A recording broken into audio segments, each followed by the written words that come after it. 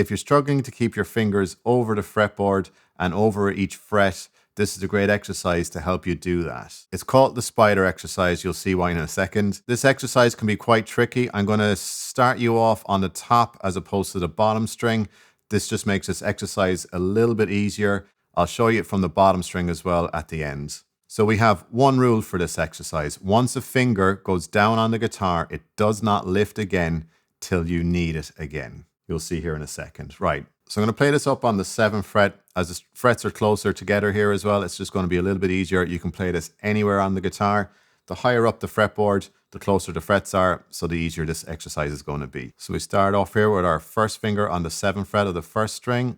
Then we put our second finger down on the next fret, third finger on the next fret, little finger on the next fret. So we're now going to do the same on the second string, but remember our rule, we got to keep the fingers down until we need them. So I'm going to hold down all the fingers, move just the first finger, now move just the second, now move just the third finger, and now move just the little finger. And as you go along the guitar,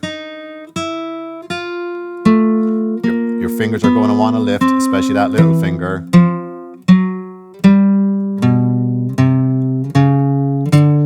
So that's a great exercise as you're keeping your fingers on the guitar, and that's training them to be spread out and kind of stay over the guitar. Obviously, when you're playing like that, you're not going to do it. It's going to look like this if you're playing it normally.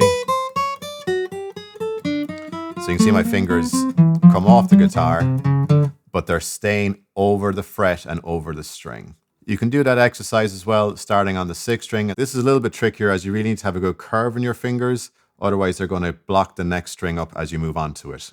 So let's have a look at it this way.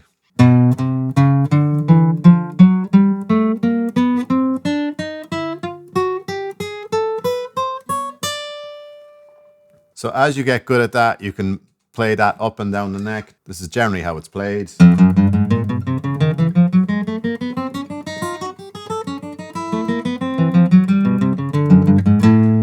And you can just keep moving up the guitar. It's quite tiring on the fingers, but it's a great exercise to train them into how to stay in their position. I really hope you enjoyed that quick lesson. If you'd like to know more, I go into way more detail in my book and on my online course.